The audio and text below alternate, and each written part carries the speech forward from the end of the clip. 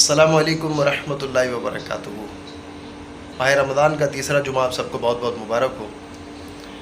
एक गांव में एक कुएं के अंदर जो है वो एक कुत्ता मर गया और वहाँ के लोग जो है वहाँ के करीबी मौलवी साहब के पास गए और उनको जाकर कहा कि मौलवी साहब, हमारे कुएं में कुत्ता गिर गया है, हमें ये बताएं कि हम इस पानी को बदबूदार हो गया है, इसको कैसे सही करें। तो मौलवी साहब ने कहा कि तुम एक काम करो, 40 बाल्टियाँ इस कुएं में से निकाल दो, हो सकता है तुम्हारा ये कुआं साफ़ हो जाएगा। गांव वालों ने ऐसा ही किया, उन्होंने 40 बाल्टियाँ निकाल दी। 2 या 3 दिन गुजरे, फिर दोबारा ये गांव वाले मौलवी साहब के पास आए और कहा, मौलवी साहब हमारे कुएं में से अभी भी बदबू आ रही है।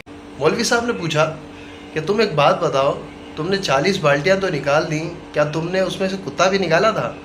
तो सब गाँव वाले एक दूसरे की शक्ल देखने लगे। हम भी बाज़ वक़्त ऐसा ही करते हैं, हम नमाज़ें भी पढ़ते हैं, रोज़े भी रखते हैं, ज़कात भी अदा करते हैं, हज भी करते हैं, दीगर नफली इबादत भी करते हैं, लेकिन अपने दिल में से बुग़्ज़ और कीना ख़त्म नहीं करते। अपने मुसलमान भाई के लिए अपने दिल में बुग़्ज़ और कीना पाल कर रखते हैं। याद रखिए, हकूक़ुल्लाह जो है ये इसका मामला अपनी जगह पर, लेकिन हकूक़ुल इबाद का मामला बहुत ज़्यादा सख्त तर है।